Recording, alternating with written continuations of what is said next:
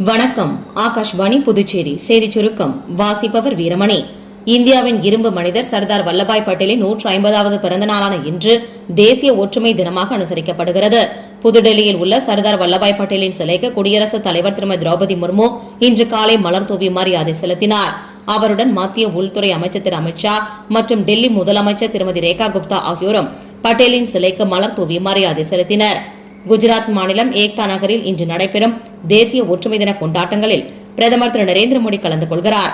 தொடர்ந்து ஒற்றுமை தின உறுதிமொழி ஏற்பிலும் ஒற்றுமை தின அணிவகுப்பிலும் பங்கேற்கிறார். எல்லை பாதுகாப்பு படையினரால் பிரத்யேகமாக உருவாக்கப்பட்ட மோப்பநாய் படையின் அணிவகுப்பு இந்நிகழ்ச்சியில் முக்கிய அம்சமாக இடம்பெற உள்ளது குறிப்பிடத்தக்கது. புதுடெல்லியில் இன்று நடைபெற உள்ள சர்வதேச ஆரிய உச்சி மாநாட்டில் பிரதமர் திரு நரேந்திர மோடி கலந்து கொண்டு உரையாற்ற இருக்கிறார். கல்வி, சமூக சீர்திருத்தம் மற்றும் ஆன்மீக மேம்பாட்டில் ஆரிய சமாஜத்தின் 150 ஆண்டு சேவைகள் என்பது குறித்து கண்காட்சி ஒன்றும் இம்மாநாட்டில் இடம்பெற உள்ளது.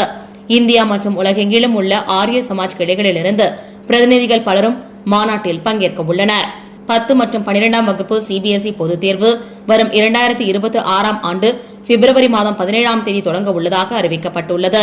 இதற்கான தேர்வு அட்டவணையை www.cbse.gov.in என்ற இணையதளத்தில் பதிவிறக்கம் செய்து கொள்ளலாம். உலகக்கோப்பைக்கான ஐசிசி மகளிர் ஒருநாள் சர்வதேச கிரிக்கெட் போட்டித் தொடரில் நவி மும்பையில் வரும் ஞாயிற்றுக்கிழமை நடைபெறவுள்ள இறுதி ஆட்டத்தில் இந்திய அணி தென்னாப்பிரிக்க அணியை எதிர்கொள்கிறது. இத்துடன் இந்த செய்திச் சுருக்கம் நிறைவு பெறுகிறது.